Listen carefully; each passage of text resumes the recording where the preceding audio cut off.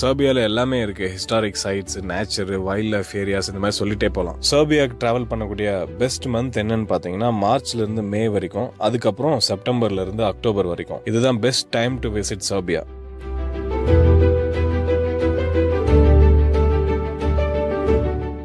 சர்பியனோட currency Serbian dinar. இந்தியாவோட 1 ரூபியினுடைய மதிப்பு 1.48 சர்பியன் தினார். ஃபுட் அண்ட் கிராசரிஸோட காஸ்ட் பாத்தீங்கன்னா டபுள் தி பிரைஸ். அதாவது இந்தியால 10 ரூபாய்க்கு கிடைக்கிற பொருள் அங்க 20 ரூபாய்க்கு கிடைக்கும். சர்பியால இந்தியன்ஸ் 30 நாள் வீசா இல்லாம ஃப்ரீயா ஸ்டே பண்ணலாம். சர்பியாக்கு டிராவல் பண்ணணும்னா best and affordable airways Lufthansa and Etihad. சர்பியாக்கு டிராவல் பண்ணணும்னா ஆவரேஜ் ஃபிளைட் ஃபேர் பாத்தீங்கன்னா ரவுண்ட் ட்ரிப் போயிட்டு வர்றதுக்கு 60,000ல இருந்து 70,000.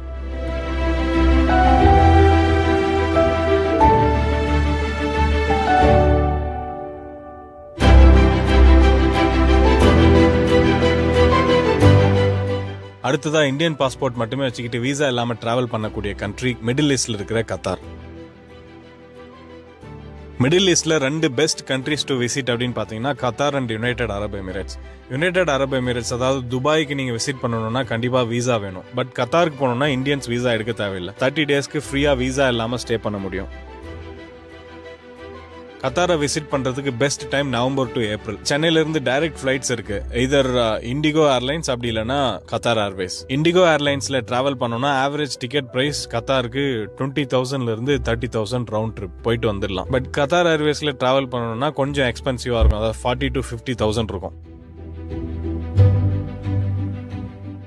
யுனைடெட் அரப் எமிரேட்ஸ்ல இருக்கிற எல்லாமே நீங்க கத்தார்லயும் எக்ஸ்பீரியன்ஸ் பண்ணலாம். But not exactly same, almost close. But visa இல்லாம மிடில் ஈஸ்ட்ல இருக்கிற ஒரு பெஸ்ட் கண்ட்ரி டிராவல் பண்ணணும்னா நீங்க கத்தார் சூஸ் பண்ணலாம்.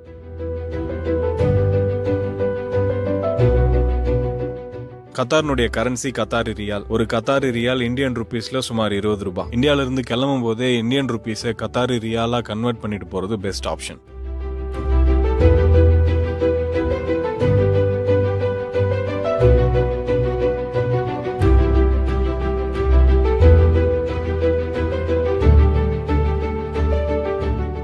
பாலி இந்தோனேஷியால இருக்கிற ஒரு அழகான ஐலாண்ட். பாலிக்கு போகணும்னா ப்ரிஃபர்ட் ஏர்வேஸ் ஏர் ஏஷியா வயா மலேசியா. பாலிக்கு போய் ரீச் ஆகிறதுக்கு ஆல்மோஸ்ட் 10 hours ஆகும். அதாவது 7 hours தான் டோட்டல் டிராவல். பட் மலேசியால 3 மணி நேரம் லே ஓவர் டைம் இருக்கு. அதாவது ஒரு ஃபிளைட்க்கும் இன்னொரு ஃபிளைட்க்கும் கேப் வந்து 3 hours இருக்கு. பாலிக்கு போகணும்னா average ticket cost around 25,000 to 30,000. Indians visa இல்லாம என்ட்ரு ஆகலாம். அண்ட் 30 நாள் அங்க வீசா இல்லாம இந்தியன்ஸால ஸ்டே பண்ண முடியும்.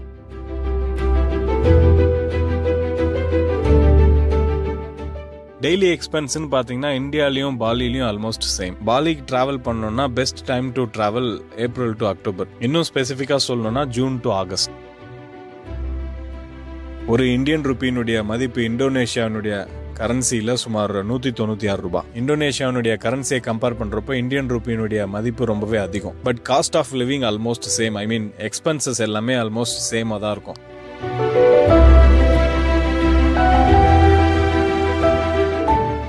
நேபாளுக்குள்ள இந்தியன்ஸ் என்ட்ராவ வீசா தேவையில்லை. ஈவன் பாஸ்போர்ட் கூட தேவையில்லை. ஜஸ்ட் டிரைவிங் லைசன்ஸ் மட்டுமே வச்சுக்கிட்டு பை ரோடாவும் போகலாம், ஃபிளைட்லயும் போகலாம். ஆல்சோ எவ்வளவு நாள் வேணாலும் ஸ்டே பண்ணலாம், பிசினஸ் பண்ணலாம், ப்ராப்பர்ட்டி வாங்கலாம். நேபாள் டிராவல் பண்ண பெஸ்ட் மந்த் என்னன்னு பாத்தீங்கன்னா செப்டம்பர் டு டிசம்பர். நேபாளில் சுத்தி பார்க்க நிறைய இருக்கு. Especially natural sceneries. நேபாளில் சுத்தி பார்க்க 2 நாள்ல இருந்து மேக்ஸிமம் 8 நாள் வரைக்கும் தேவைப்படும். சென்னையில இருந்து நேபாளுக்கு ஃப்ளை பண்ணி போனோம்னா சுமார் 7 மணி நேரம் ஆகும். பிகாஸ் டைரக்ட் ஃபிளைட் கிடையாது. டோட்டல் ஃபிளைட் டைம் 5 மணி நேரம் தான். பட் 2 hours வந்து டெல்லியில வெயிட் பண்ண வேண்டியிருக்கும். Nepal and India cost of living almost same தான். நேபாளோட currency Nepalese rupee. But Indian ருபீஸும் அங்க யூஸ் பண்ணலாம் அப்படின்னு சொல்றாங்க. ஒரு இந்தியன் ருபியை நேபாளிஸ் ரூபியா கன்வெர்ட் பண்ணோம்னா ₹1.60 வரும். நேபாளில் இந்தியன் கரன்சி அக்செப்ட் பண்ணாலுமே it's better to carry Nepalese rupee. நேபாளுக்கு ஃபிளைட் காஸ்ட் பார்த்தீங்கன்னா 15,000 இருந்து 20,000 போயிட்டு வர்றதுக்கு. இண்டிகோ ஏர்லைன்ஸ், ஏர் இந்தியா 2 ஏர்லைன்ஸ்ல எதுனாலும் ப்ரிஃபர் பண்ணலாம்.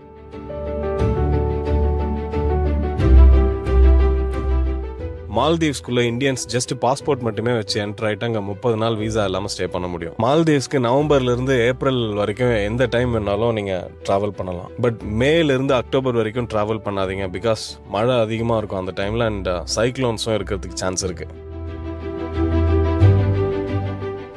Cost of living almost 4 times higher than India. இங்க நிறைய அட்வென்ச்சர்ஸ் அண்ட் வாட்டர் ஆக்டிவிட்டிஸ் இருக்கு. சோலோ அண்ட் கப்புள்ஸ்க்கு மால்தீவ்ஸ் பெஸ்ட் அப்படின்னு சொல்றாங்க. மால்தீவ்ஸ்க்கு போனோம்னா சென்னையில இருந்து ப்ரிஃபர்ட் ஏர்லைன்ஸ் ஸ்ரீலங்கன் ஏர்வேஸ் சுமார் 4.5 மணி நேரத்தில் மால்தீவ்ஸ் ரீச் பண்ணிடலாம். டிக்கெட் பிரைஸ் பார்த்தீங்கன்னா மால்தீவ்ஸ்க்கு போயிட்டு வர்றதுக்கு 15,000 20,000 மால்தீவ்ஸோட கரன்சி ருஃபியா. 1 மால்தீவியன் ருஃபியாவை இந்தியன் ருபீஸா கன்வெர்ட் பண்ணீங்கன்னா சுமார் $4.60.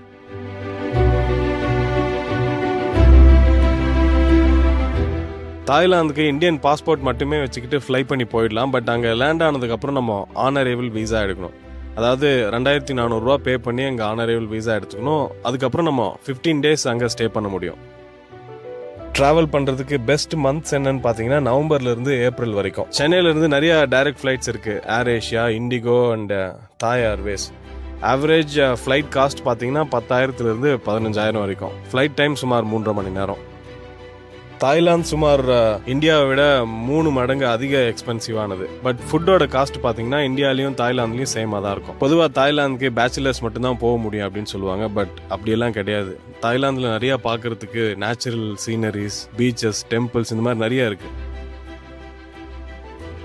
தாய்லாந்தோட கரன்சி பாட். தாய்லாந்தோட கரன்சி இந்தியன் கரன்சியை விட சுமார் 2.5 மடங்கு அதிக வேல்யூ கொண்டது. இந்தியாவிலேருந்து கிளம்பும் போதே தாய்லாந்தோட கரன்சியை கன்வெர்ட் பண்ணி எடுத்துக்கங்க. அப்படி இல்லைன்னா $US கேரி பண்ணிட்டு போங்க.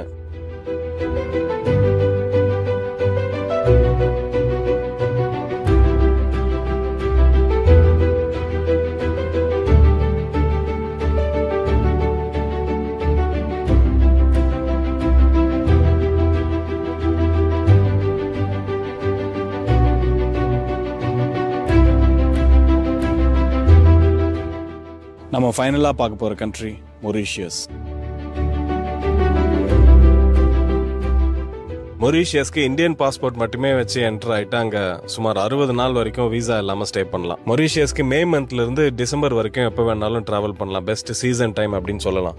பட் ஜான்வரியிலேருந்து மார்ச் வரைக்கும் கண்டிப்பாக ட்ராவல் பண்ணாதீங்க. பிகாஸ் அந்த 3 மாதத்தில் நிறைய சைக்ளோன்ஸ் அண்ட் மழை இருக்கிறதுக்கு சான்சஸ் இருக்கு. மொரீஷியஸோட காஸ்ட் ஆஃப் லிவிங் சுமார் இந்தியாவோட 3 மடங்கு அதிகம். சென்னையிலேருந்து மொரீஷியஸ்க்கு டைரக்ட் ஃப்ளைட்ஸ் இருக்கு. ஏர் மொரீஷியஸ் சுமார் 5 7 மணி நேரம் ஆகும். ஃப்ளைட் டிக்கெட் காஸ்ட் பார்த்தீங்கன்னா சுமார் 40,000 50,000 depends on the season and demand. மொரீஷியஸில் சுற்றி பார்க்கறதுக்கு நிறைய இருக்குது. ஜஸ்ட் பீச்சஸ் மட்டும் கிடையாது. நேச்சுரல் சீனரிஸ், அட்வென்ச்சர்ஸ், அப்புறம் நிறைய ஆக்டிவிட்டீஸ் இருக்குது.